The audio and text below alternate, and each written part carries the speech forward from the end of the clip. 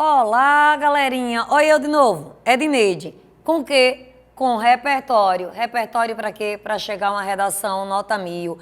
E hoje, o nosso quarto encontro é de fato repertório. O último vídeo, a gente falou sobre o eixo temático da educação, que tem uma amplitude temática gigantesca. Mas hoje, a gente vai mudar um pouquinho o foco. A gente vai falar sobre o eixo temático ligado ao meio ambiente. Existe uma grande probabilidade. A professora, e as probabilidades? Atualidade. O que está acontecendo dentro de um contexto social, político, econômico, há uma probabilidade de ser o tema de redação.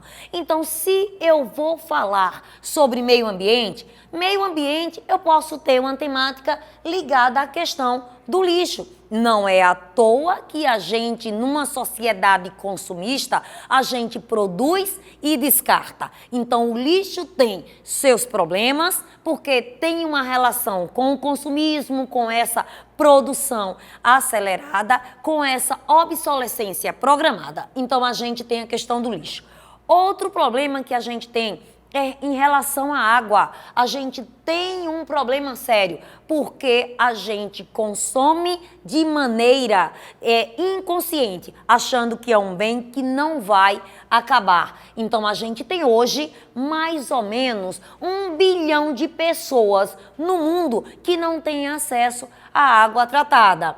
E além da questão do lixo, da questão da água, nós temos os impactos ambientais. Esses impactos ambientais, eles podem estar ligados a vários contextos. O contexto das queimadas, o contexto da derrubada das florestas, o contexto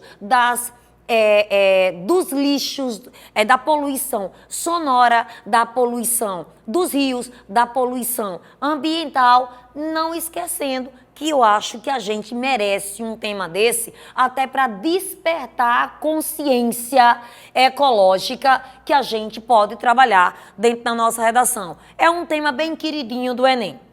Outro eixo temático é a questão de cidadania e direitos humanos. Até porque esse eixo temático, ele se faz presente em outras redações. A gente pode ter aí um tema voltado para a questão cultural, falar sobre os valores sociais, a questão da cultura como uma forma de consolidar as nossas raízes, a nossa história. A gente pode ter algo ligado à família, a valores, a questão da alienação parental, como é que está o novo formato de família no Brasil.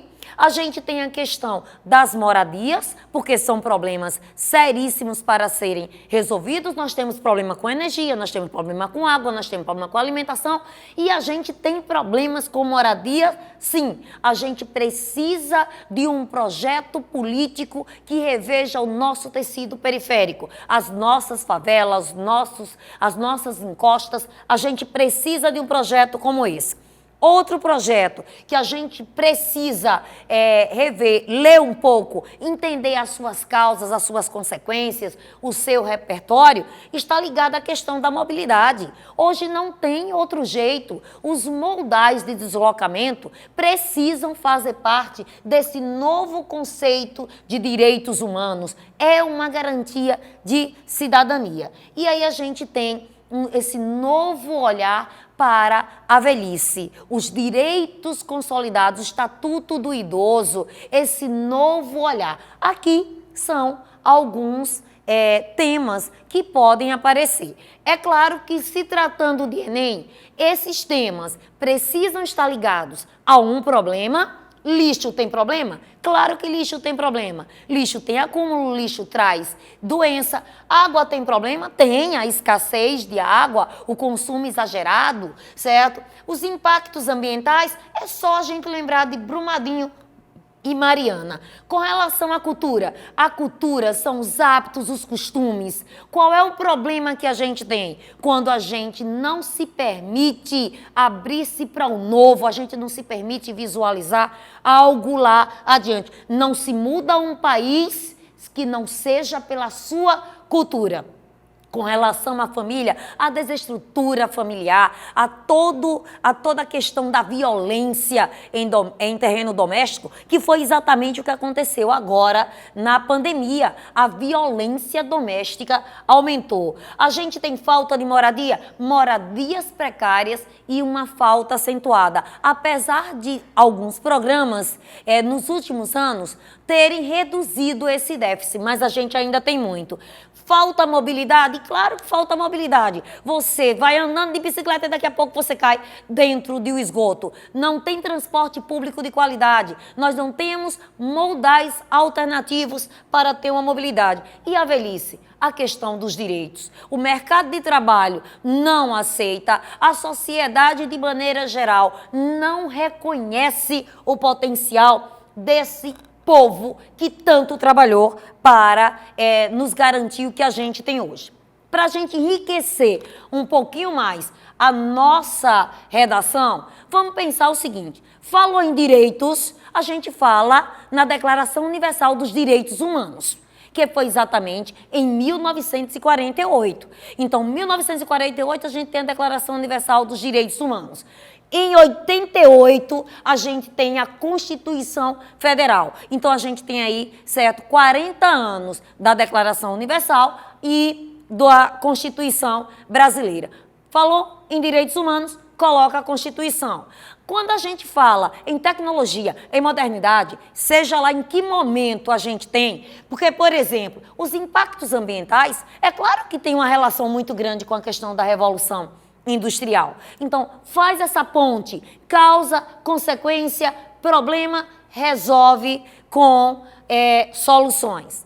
E para a gente deixar o nosso texto com uma pegada bem, digamos assim, bem rica e bem conhecedora, a gente pode fazer uso de alguns pensamentos. Porque se eu estou falando de uma relação de poder, eu posso colocar Foucault. Afinal, certo, nada mais, nada menos do que a obra de Foucault para falar que existem pessoas que mandam e pessoas que obedecem. Se eu quero falar em um mal que é comum, certo, que está ali e que ele vai se perpetuando, eu falo da Hannah. A Hannah Arendt simplesmente fala da banalização do mal. Então, quando a gente fala dos problemas ambientais, os problemas ambientais foram banalizados. Se eles foram banalizados, é claro que cabe a Hannah Arendt. Se a gente quer falar em política, política como geradora de igualdade social, a gente vai falar de Aristóteles, certo? Então a gente fala de Aristóteles, a gente coloca as políticas públicas como sendo caminhos para gerarem a igualdade. Se você quer falar de comunicação com a questão da cultura, com a questão da família, vamos usar Voltaire. Mesmo que não concorde com nada que você diz, defenderei até a morte o seu direito de dizer. Então nós temos Voltaire. Aí alguém vai dizer o seguinte: ô professora, e se eu não souber escrever o nome?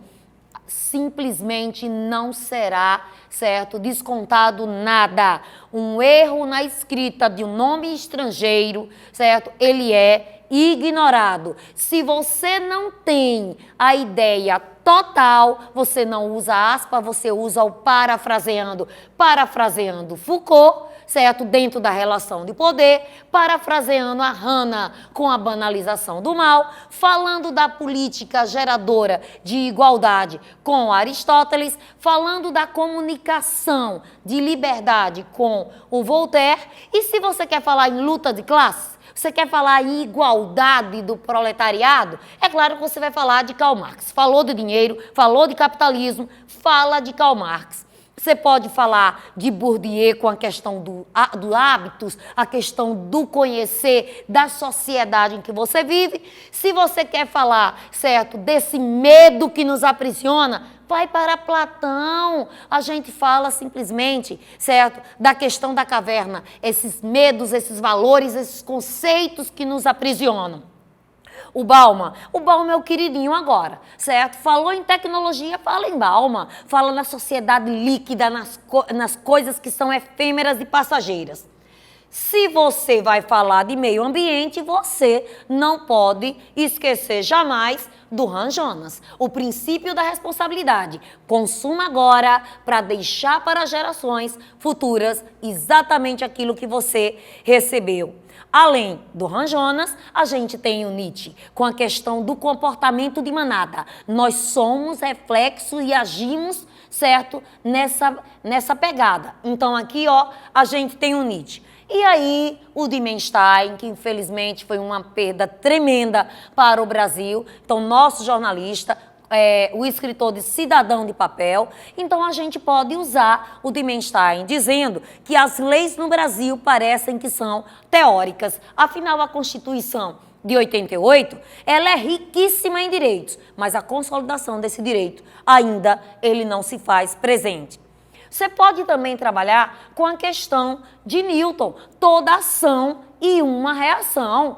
Cabe perfeitamente, seja lá qual for o tema. É a questão de causas e consequências. Você pode enriquecer ainda mais. Você pode usar maltos. Se você usa maltos, você diz que o problema cresce em PG, enquanto a solução cresce em PA. Se o problema cresce multiplicando e a solução cresce somando, vai existir um déficit de problema para ser resolvido lá no final. E aí, para a gente finalizar, a gente tem a teoria de Gaia, que é meio parecido com a questão, certo? De que o que você faz em um determinado lugar vai ter consequência em outro. E aí, gente, com esses... É claro que você vai selecionar 2 teóricozinhos desse, você vai pegar um resultado de uma pesquisa, você vai trabalhar a questão das causas e consequência, e aí sim você vai ter um repertório